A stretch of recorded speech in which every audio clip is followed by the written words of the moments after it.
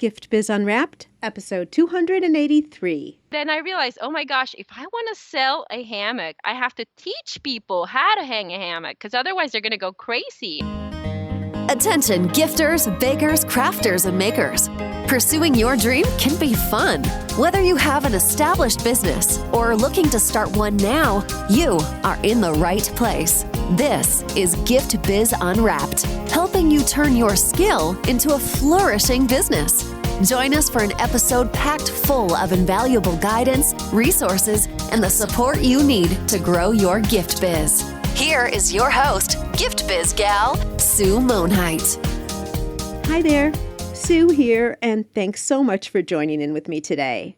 We're into fall right now. Already, can you believe it? I mean, it's one of my favorite times of the year, with the leaves changing here in Chicago and the crisp, fresh air. And everything turns to apples and pumpkins and cinnamon. Yum!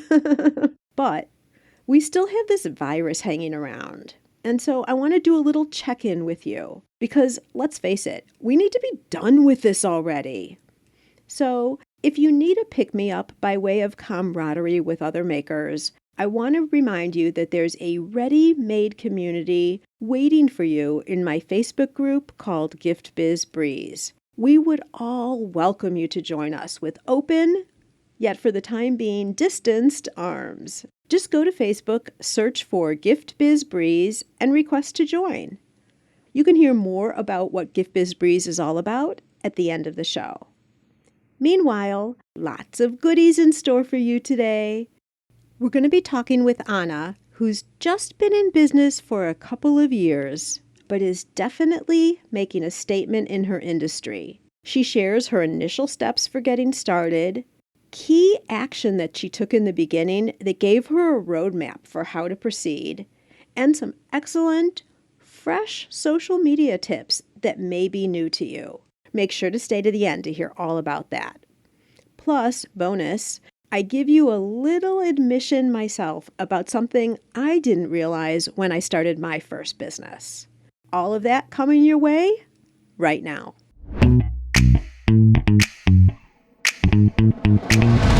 Today, I am so excited to bring you Ana Bolanos of Limbo Imports. Ana was born and raised in El Salvador and had always been fascinated by artisan-made goods and craftsmanship. She came to the United States when she was 18 and had always dreamt of owning her own business, one that could make an impact.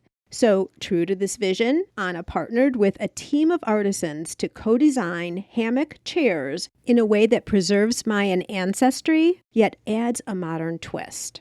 Each fair trade hammock is one of a kind and allows Ana to celebrate history and her home country's tradition. They're functional pieces that are also beautiful and provide relaxation. Ana, welcome to the Gift Biz Unwrapped podcast. Hi, thank you, Sue. I'm so excited to be here joining you on your podcast. I'm really excited too. So I think I've told you because I comment in your feed all the time about how beautiful your product is. And I've never really heard your story, so I can't wait to dive in and talk about it. Yes, I'm excited to share it with you and everybody. Yay! But as you know, because I know you're an avid listener, I'm going to start off with a traditional question, and that is the motivational candle. So if you were to describe a candle that really speaks to you, what color would it be, and what would be a quote or some type of saying on that candle? For sure, Sue, my candle would be light blue, like the ocean. The ocean, the beach is my happy place. As a little kid growing up, we used to go to the beach all the time, and it's just a place that gives me a lot of joy and peace.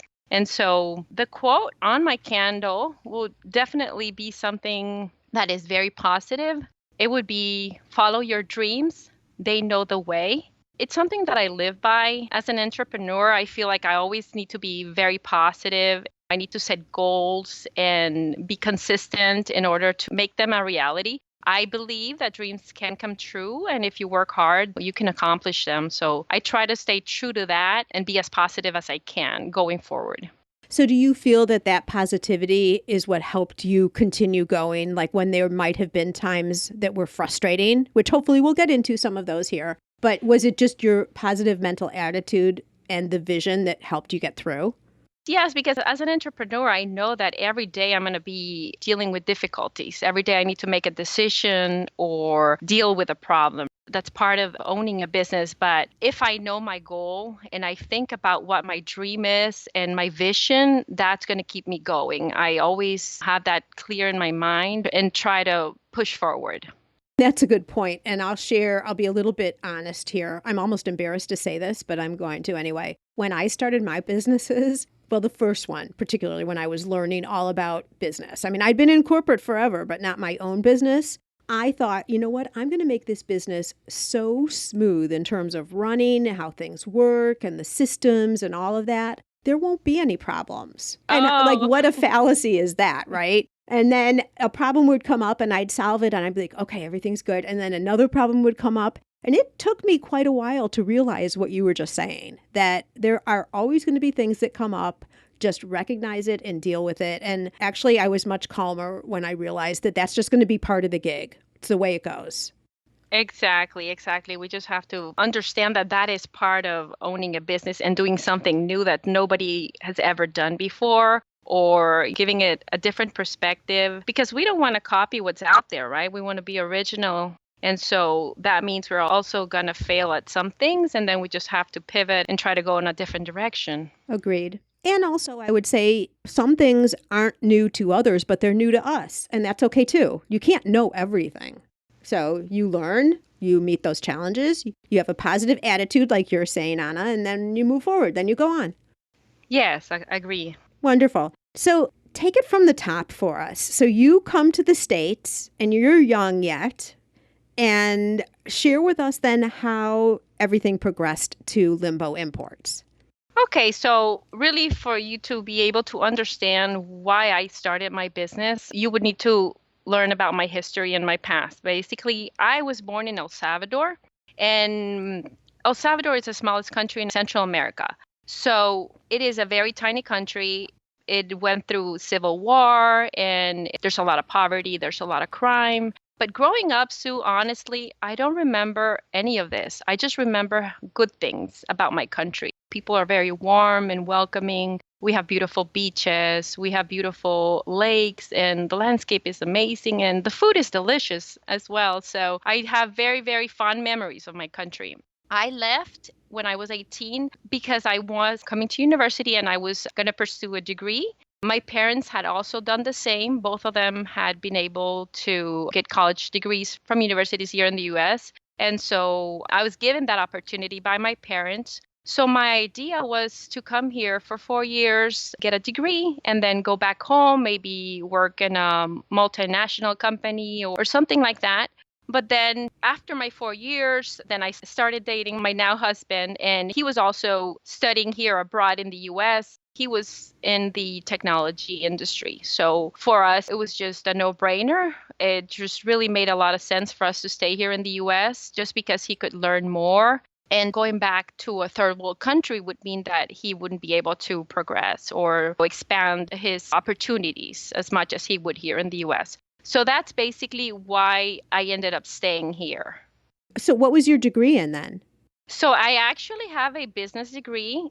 Basically, what I do now, it is in international marketing, right? So when I did that back in the late 90s, it was very, very different. So I'm really telling you, email was the thing. That was just starting. I mean, we were just basically using different things that are probably not relevant anymore. So I do feel like I have a very solid background because I have that business degree. But also, I stayed home with my children for many years, almost 12 years, right? So right after I moved into the US, we stayed here with my husband, and then I stayed home simply because my family and his family, everybody was in El Salvador. So it just made sense for me as well to stay home with my children because we have 3 boys. Now they're grown, they're teens. One is in college already, but it just made sense at that moment for me to spend more time with them and care for them. And so our idea was really to go back.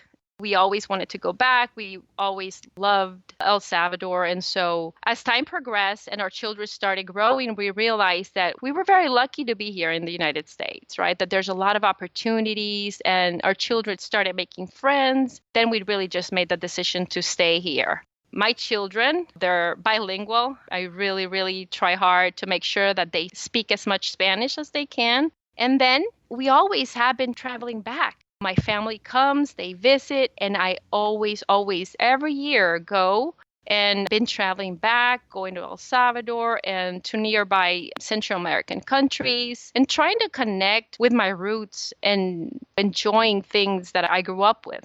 Okay. All right. So, and I get that when you have children and they start getting older, making friends, get established in a school, the roots start developing. So, what plans were when you two were a couple and newly married clearly can change when kids enter the picture. That totally makes sense. So, where along the way did you decide, all right, now's the time? The boys are getting older. Now's the time I want to start a business. Take us there, because I think there are a lot of people who are listening who are still in that thinking stage and haven't decided to actually do something yet. So I'd be really curious what the deciding point was for you to actually do something. Yeah, so when I started seeing, Sue, that my children were growing and they didn't need me as much, the reason why I went to college was because I wanted to make an impact somehow. I wanted to work. I really enjoy being productive. And so I actually started working in a different field with medical interpreting and just part-time, and then transition into another opportunity that was given to me. And it was more of an importing business. And so when I was there for a few years, I kind of go back into the business scene and really started noticing that that was my passion, right? That I really wanted to start something of my own. And so that's how I kind of just started thinking about the options that I had. And when I started thinking, I said, well, I've always been fascinated by hammocks. And that's something that I grew up with. And I remember going on vacation back on spring break. We were at the beach and we were walking around and looking at these beautiful homes, and they just had chairs. And I just kept thinking, what if they had a beautiful hammock chair there or a beautiful hammock? Wouldn't that look beautiful? And that just gave me the idea. And I said, oh my gosh, people here are missing out on beautiful hammocks. Like if I could only bring them into the US and show them how beautiful the hammocks are. It's so true, Ana. These hammocks aren't the hammocks that you think of. Like anyone who's not seen Limbo Imports, they are in all different colors. The knotting is beautiful. They're chairs that can hang from, I guess, the ceiling. It has to have some good, strong leverage to hang, but that's an aside. But these truly are different than what people think of if you just think of hammocks and have never been exposed to what you're doing. So they're beautiful. Okay, so you have this idea. Then what did you do first? Like you mentioned, Sue, I mean, hammocks have been around for centuries. I did not invent hammocks, of course. The Mayans invented them centuries ago, right? So there's the traditional hammock. There's all different kinds of hammocks. If you go down to Central America, you'll find that it is very common for people to have hammocks in their homes and everything. So I was like, okay, I love hammocks, but I have to be able to adapt them to the US market. So then I went and started doing a lot of research. I said, okay, let me see what's out there. And then that's how I got started, basically, and realized that there was a niche that had not been addressed, maybe, right? Because what I realized is that people, yes, they want to relax, but they also want to bring something beautiful into their homes, right? So not only do you want to have something hanging there that it's going to give you hours of relaxation or just a place where you can lay and chill, but you can also be confident that it's going to look beautiful and that it's going to add to the beauty of your home. So that's exactly what I set off to do, right? So I went back, since I've been traveling back all the time, and I already had a friend who had been working with a team of artisans. So that's where my business model is actually something that just made it so simple and easier for me, because I did not have to teach the artisans how to make them. They've already been making them for years. So what I did was we sat down, we created prototypes, and basically we created about 6 designs. And I definitely knew what I wanted. I had a vision. It was just a matter of getting the prototypes made. And so that's what we did. So are they made in El Salvador? Yes, 100% made in El Salvador. Everything from the wood spreader, the strings, the cotton canvas, and everything is made in El Salvador by the artisans. So I do have to tell you, in all honesty, I am not a crafty person. I'm sorry to let you down, but I am creative in a different way. You're not letting me down.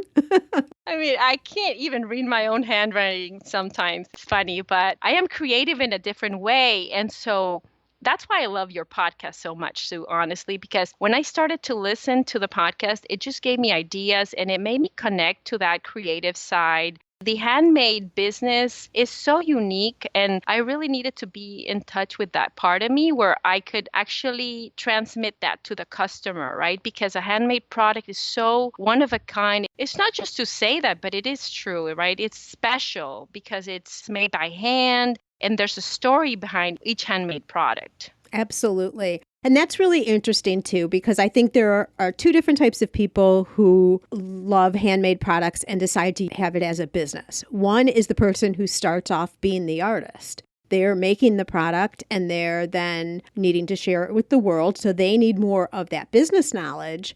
You come from the other direction. You have the business knowledge. You have the love for the products. And so you found someone else who had the expertise, i.e. all the artisans in El Salvador, to give their expertise about how to design it and make it into what you had already envisioned.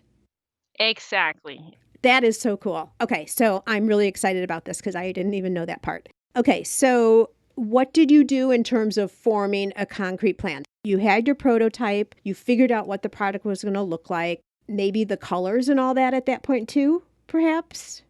So the thing is that what's beautiful in Latin America or Central America or any country is not what's beautiful here, right? So being here in the US for so many years kind of gave me that feel. I understand what's trending. I go out, I shop. I see what people are following or liking, or just in general, how people are decorating their homes. So that really gave me a solid idea of how I could modify or create our collection. So we just sketched those designs. I brought in some prototypes. At this point, no prototype, but samples. Everything that we do is online. So everything is e-commerce at this point. And I started trying to see what would happen. And oh my gosh, like I was just so excited to see all the positive feedback and people starting to ask for different things and asking questions. And I just immediately saw how people were just getting excited and liking the product.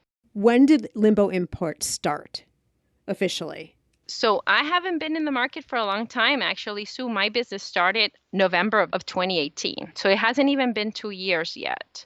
And then you said you started right online. Tell us a little bit more behind that, because I think this will be really interesting for people who are just thinking, like we were talking about before, haven't taken action yet. Maybe they can follow through with something that you did, because the thing that I really like hearing about what you've done is you saw immediate interest from the market. But how did you get the product in front of the market? So because it's so easy nowadays, there's so many platforms, Facebook, Instagram, there's so many ways to sell, either on your website or Etsy or Amazon Handmade. I mean, those platforms are there. And it's so much easier nowadays because you can just set up a product there and see what happens and people will start reacting to it. But social media, I actually started my Instagram account earlier on. Even before I had my product, like I think I started in February. My business didn't get started until November, but I started to post pictures and people would start commenting and asking. So right from there, I already had an audience. So you started with Instagram, not Facebook.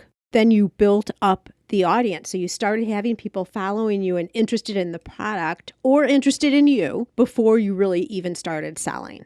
Yes, exactly. Because otherwise it's going to take forever if you were working on the product and if you're waiting for the product to arrive and develop it and make all the changes, that's going to take forever. And actually customers are interested in that, right? So you might want to share and be like, what color do you like the best? This one or this one? Even as you're creating the products, people want to find out about the behind the scenes of the creation.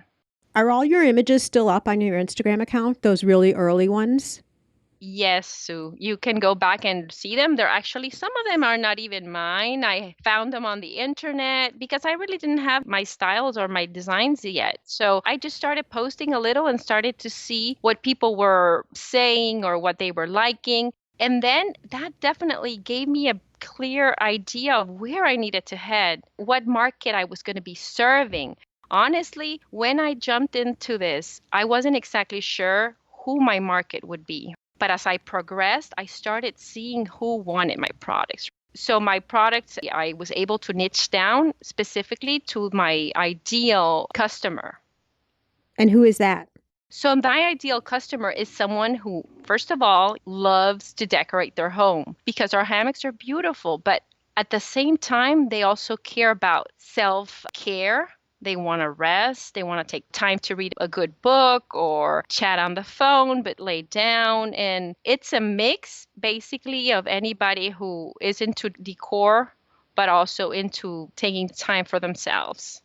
Okay, so that also helps you then being so clear on who your ideal customer is. I'm thinking that also helps you with messaging. So when you're putting up a photo of a hammock, you can talk about the benefits of relaxation or meditation or the beauty of having the hammock within a room and the qualities, the atmosphere that it brings to the room, things like that. Exactly. We focus a lot on not the product itself, but the benefit it's going to bring and how it's going to transform your home and the feeling it will create as you use it. One of the other things that's very important for the customer we serve is how it's made. It actually, I believe that most of my customers value the craftsmanship behind the products and the tradition and just the details itself of how the hammocks are made and where they're made. Yes. Before I forget, I have to ask this question. I want to go back to that. You were posting before you were actually even selling. Were you messaging in a way that people understood that at some point they would be available for purchase? Oh my gosh, so much great information still coming your way right after this short break. Yes, it's possible. Increase your sales without adding a single customer. How, you ask? By offering personalization with your products. Wrap a cake box with a ribbon saying, "Happy 30th birthday, Annie." Or add a special message and date to wedding or party favors for an extra meaningful touch. Where else can you get customization with a creatively spelled name or fine packaging that includes a saying whose meaning is known to a select few? Not only are customers willing to pay for these special touches, they'll tell their friends, and word will spread about your company and products. You can create personalized ribbons and labels in seconds. Make just one or thousands without waiting weeks or having to spend money to order yards and yards. Print words in any language or font. Add logos, images, even photos. Perfect for branding or adding ingredient and flavor labels too. For more information, go to theribbonprintcompany.com. Yes, but I wasn't exactly sure where I was taking the business, but I was. My intention was to start the business. I need to go back and take a look at that because it's kind of funny, but that's my story. That's how I really got started. So it's honestly, it was coming from an authentic place. I've never tried to copy anyone, honestly. I feel that customers can totally feel that. I don't think there's anybody like me, and not that I'm anything special, but I'm Latina, I'm an immigrant, I am from El Salvador, and I've been given all these opportunities. So I have to be able to use it and put it into just to give back somehow. So I think that's completely, you can visualize that on my posts and on my pictures and everything. I try to be as transparent as I can with that. Yeah, well, first off, you are special. So I'm starting with that. But also, I like what you're talking about because you were kind of warming up the audience and almost building this anticipation for when the product would be available. Now, I get that you didn't know for sure what it was going to look like yet. You were taking people on the journey with you as you were learning and understanding and seeing. And I don't know that I'm going to go back or anyone's going to go back in Instagram and look. So don't worry about that. Don't spend any time doing that. But I hope there are some things that don't quite align or are exactly what you would do now because it's a progression. But here's a perfect example. You started building a following. So now let's talk about, all right, you've been going on Instagram, you've been doing research for the product, you have some business background. You had worked at an importing business, which is, I think, great because it shows that you picked up some skills and knowledge from a totally different career, if you will, that then you could use in your current business. So let's go now to the point where you have products ready to sell. How did that happen? So once I set up my website, Sue, I started seeing the traction and I started seeing what people were gravitating towards. What was the point where you officially said you were in business? Was it when the website went live, when you had your first product to sell that people could buy through Messenger on Instagram? Or what was your position when you had your first sale? What did you have available? So the way I started selling, honestly, was through Instagram and posting information about the new product, say new collection or new product up for sale now. And people would just immediately go into my website and then click on it and start looking. So you did have the website up when you quote unquote officially opened the doors. Yes, so I wanted to make Okay. sure that people would go there and they would find the products I was talking about and the pictures that I was sharing. I wanted people to be able to replicate that at home. So yes, when I started sending people over to my website was when I already had my product set up. Okay. I was just curious because now a lot of people are putting up pictures and then saying, if you're interested, connect with me in the DMs, right? That's another way to do it right now if you don't have a shop set up yet. And of course, we were talking earlier about Facebook shops and what that is going to now start being able to offer everybody. But for you, it was the website. And so you started getting sales. What was it like with that first sale? Oh my gosh, it was so excited. It's like you've been working so hard towards something and then that first sale comes in. It's very, very exciting. But that completely validated everything that I had been working for. You know, it was just like, yes, I knew people were going to love this because I love it. And so it's just a great feeling. It really just gives you that push and that motivation to keep going. Was it somebody who, a friend, family, or was it somebody who'd been following you on social media that you hadn't known before? I have no idea how they got there, Sue. I'm guessing Google search is amazing as well. When people are trying to find something, they'll go Google it. They'll go on Instagram. I wish I could tell you how they got there. I don't know, but I'm very thankful they did because that absolutely gave me that excitement and to keep going. And then I knew I Absolutely. had something special. Well, and the reason I was asking you, I think friends and family as first sales are great because it allows you to test your systems, make sure that shopping cart's really working, allow you to produce your shipping labels, the system's running smoothly, credit card processors working, like all of that. But when you get the first sale from someone who you don't know, which is what you're describing, it's almost even more exciting because when there's one like that, there are more to follow. So it's exciting that your very first one came in that manner. I love that. Yes. And so I did have to learn, Sue, honestly, like at the same time, because I started seeing what people were asking. And just like you mentioned, people start getting to my website and I started realizing that they were asking the same question. And the same question kept via direct messages. I kept having the same people ask the same question. And they were wondering, how do you hang a hammock chair from the ceiling? That's my question. Will you tell us? Yes. Okay. And then I realized, oh my gosh, if I want to sell a hammock, I have to teach people how to hang a hammock because otherwise they're going to go crazy. Not everybody's husbands are super handy and not everyone knows how to hang a hammock or do or build something like that. But actually, I decided to figure this out. And the way you set it up is really from a wood beam. All ceilings, most homes have wood beams. And then you would just find a stud finder and then you would locate that beam. Those beams are fairly strong. And then you drill exactly at that point, right? On my website, you'll find that we also carry now the hanging kits.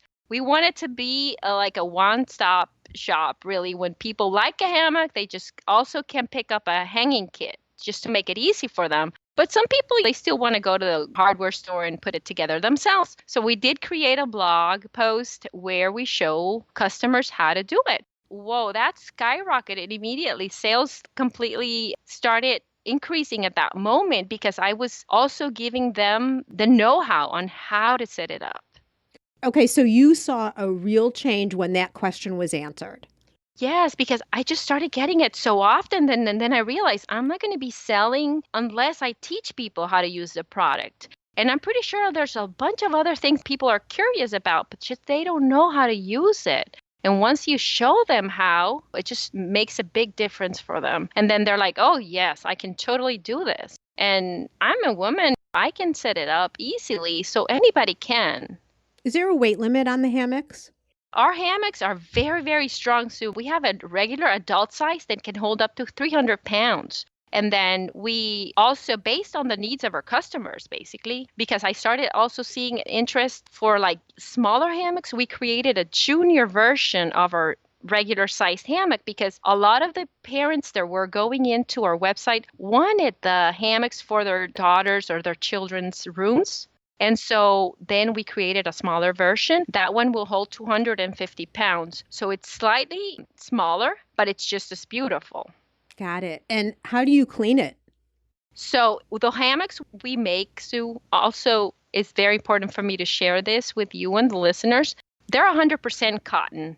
I really, really want them to be comfortable and as sustainable and as eco-friendly as possible. So I definitely stay away from any polyester or anything like that. I really feel that it's just more breathable, it's more comfortable, and it just respects the environment at the same time. Everything is biodegradable. But the way to clean it is you basically just put it in a little bit of woolite or just a soft detergent, and you just use a little brush and water, and they're super resistant, very, very resistant. Keep in mind, Sue, that the team that we're working with are artisans. They've been doing this for years. They're very, very good at what they do. The quality is something that is important for us. Our target market is one that really values quality. And so I am very careful with everything and all the little details that go into making the hammocks. And our team there, they're very good at making sure that they will deliver the products that we're expecting because the US market is special and we want to treat our customers with the best products available. Right. And how long does a hammock last? Well, our hammock, Sue, can last for up to 5 years. We have a 1-year warranty just because that's the norm. But quality-wise, they're so, so resistant. And if you take care of them, they can last for even longer. I always recommend that you keep them indoors when you're not using them. Most people will set them up indoors. If you keep it indoors, like on a covered porch or inside of your home, they can last for years. Okay, so I was actually doing a demonstration, Ana. I've been so tempted to buy one of these for so long. So these are my questions about a hammock. But I wanted to just do that by way of example. And I'm talking to you guys, Gift Biz listeners. Did you hear what I was doing? I mean, these were all selling questions, really, that I was asking Ana. And did you hear how she responded? Like she had answers, she had details. All of that information could be turned into posts, social media posts. I don't know if you already have them there, Ana, but blog articles, all different types of things. And so I wanted to do that by way of a demonstration for everybody.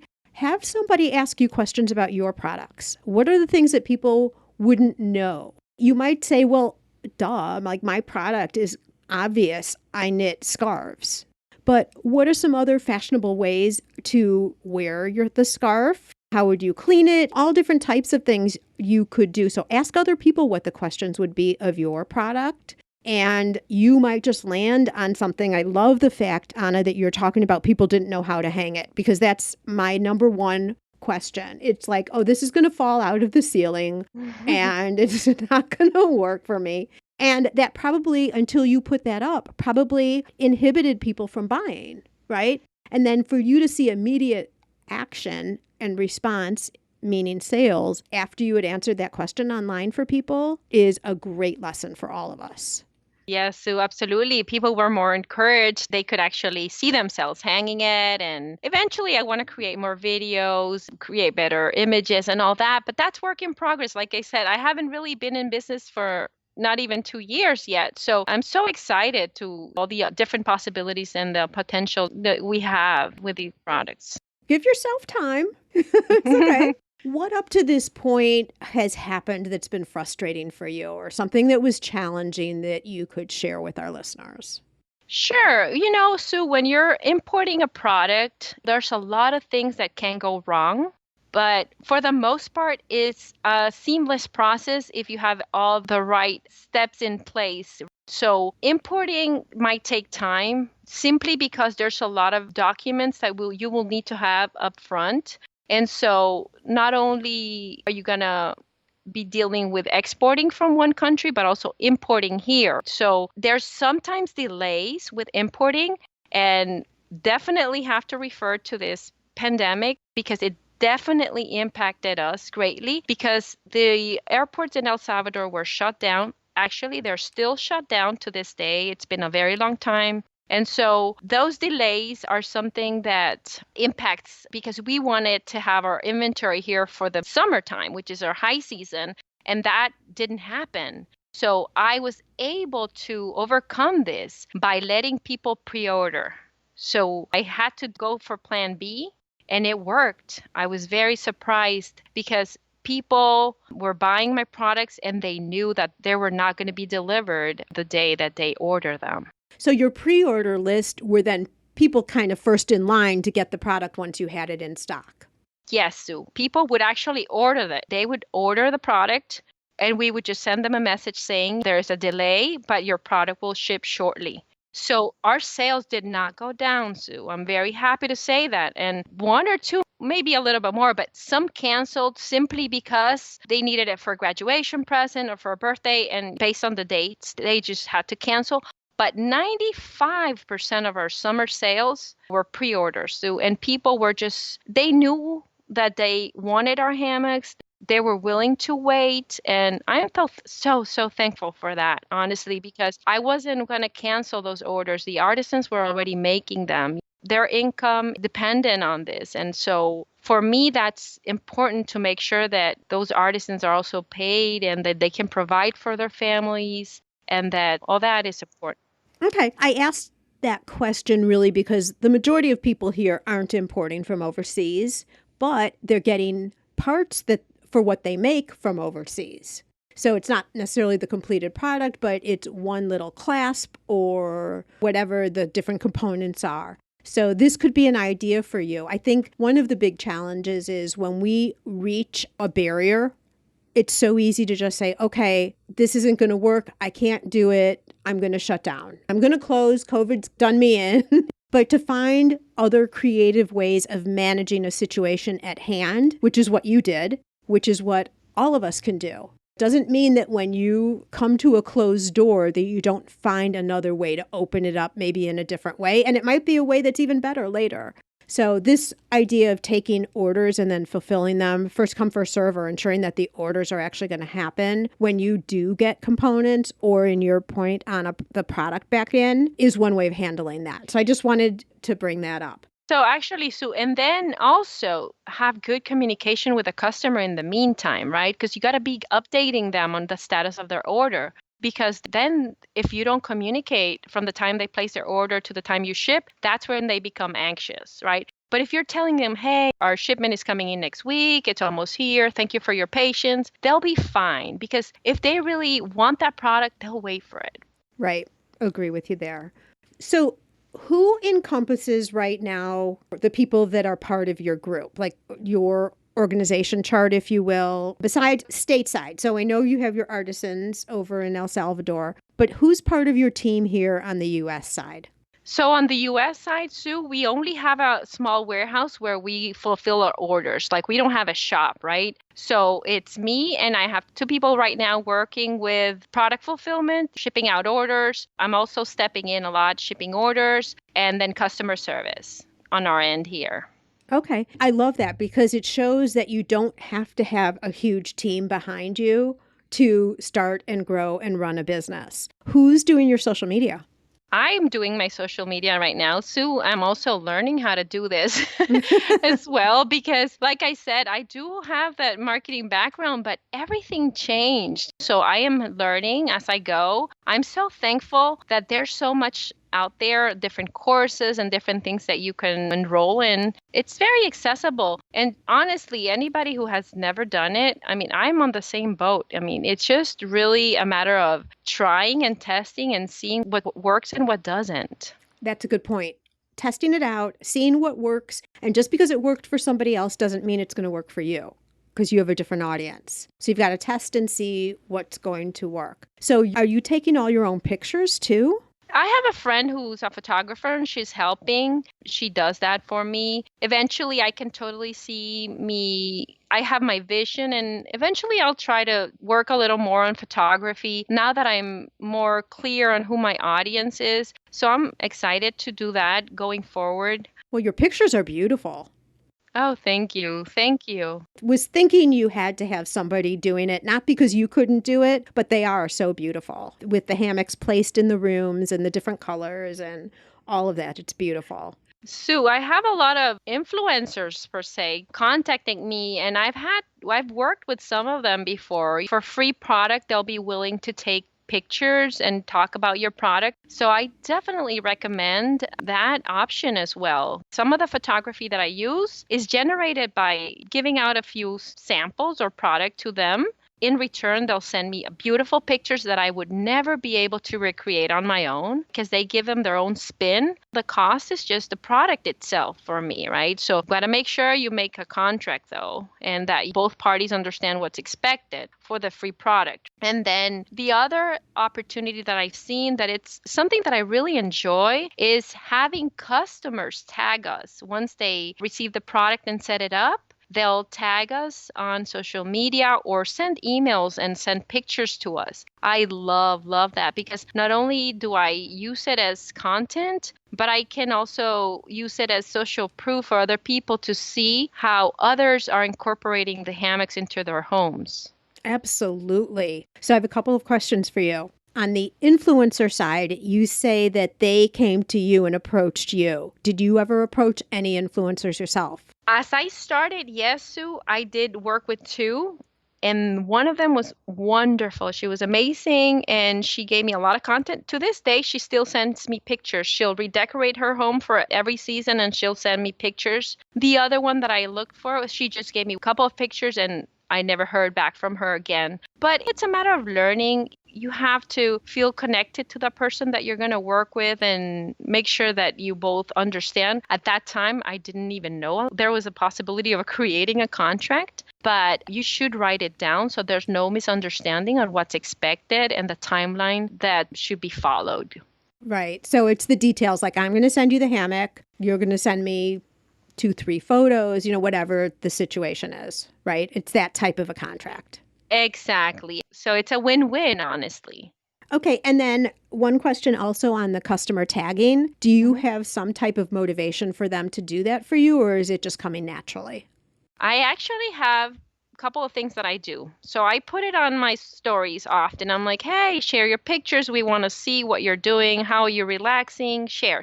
So I do that maybe once a week. I'll post it on stories. But what I think is the most effective is that in my packaging inside, I have a little insert. It's a little card. It's different. I have a card with all the product information and like a thank you note. But separate from that, there's a little like a business card kind of little note saying, hey, let's stay connected. Follow us or actually, I don't even say follow because I don't like people following us. I honestly feel like they want to be part of a community. So join our community. That's my invitation, honestly, because I really like connecting with my customers. I love learning how their hammocks transform their homes. So it comes from an authentic place where I really want to stay connected with them. Not only because they can be customers in the future, but they're also going to be sharing content and letting other people know about us. So going back to that, Sue, it's just a little card separate from everything else that goes inside of the box. And it says, let's stay connected. Follow this at Limbo Imports on Instagram and they'll go. Many of them will do it. Mm-hmm. Be part of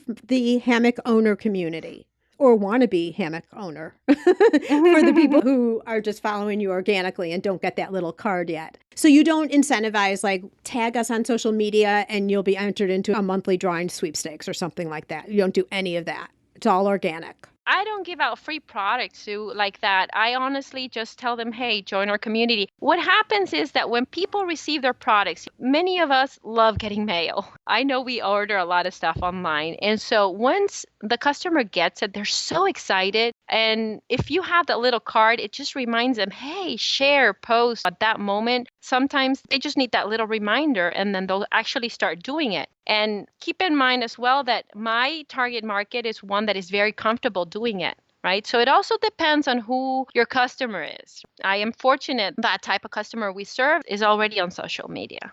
Is already on and knows how to use it. Exactly. Okay, so let's take a look into the future, Ana. What do you envision? Let's just go 5 years down the road. Things change so fast, and look at where you've come in 2 years already. It's crazy. But what are you seeing as the business grows?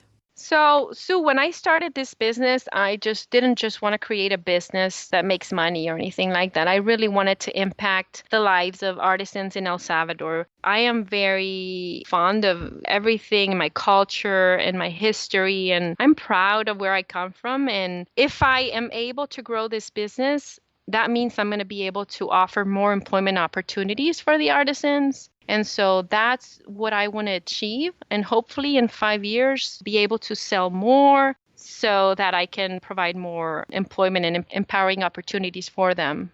It's beautiful. Where can all of our listeners come and see more about you? Where would you send them? Definitely our website, limboimports.com. And then on social and Instagram at Limbo Imports.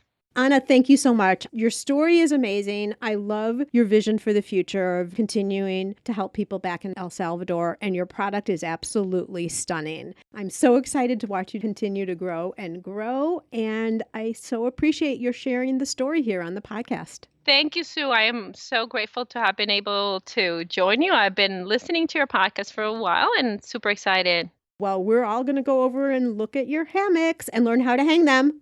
Yes, absolutely. I'll see you guys there then. Take care. Limbo Imports will definitely be one to watch as Ana continues to grow her business. If I had to highlight one point we covered as the biggest takeaway, I think it would be the immediate sales bump Ana saw when she identified a barrier to the sale, meaning instructing people how to hang a hammock. So extending that to you, what is the one thing that seems to be preventing the sale? Is it that your price is higher than others? Don't knock the price down and lose margin. I'm not saying that at all. But explain the value of why your products are worth the higher price. Or does your product have health benefits that are immediately obvious to you, but not necessarily to your customer? By pointing these out, you show why people should be purchasing from you versus someone else. Now, there are multiple variations on this theme, but I would really like you to take some time today and think about what that could mean for you. Next week, I'm taking you back to your childhood, in a way. That's a teaser, and you're just going to have to tune in to understand what I mean. Thank you, as always, for being here. And if you'd like to show support for the podcast, please leave a rating and review. That means so much and helps the show get seen by more makers. It's a great way to pay it forward. And now, be safe and well, and I'll catch you again next week on the Gift Biz Unwrapped podcast. Bye for now. I want to make sure you're familiar with my free Facebook group called Gift Biz Breeze. It's a place where we all gather and are a community to support each other. I've got a really fun post in there that's my favorite of the week, I have to say, where I invite all of you to share what you're doing, to show pictures of your product, to show what you're working on for the week, to get reaction from other people, and just for fun, because we all get to see the wonderful products that everybody in the community is making. My favorite post every single week, without doubt. Wait, what? Aren't you part of the group already? If not, make sure to jump over to Facebook and search for the group Gift Biz Breeze. Don't delay. Come join us in Gift Biz Breeze today.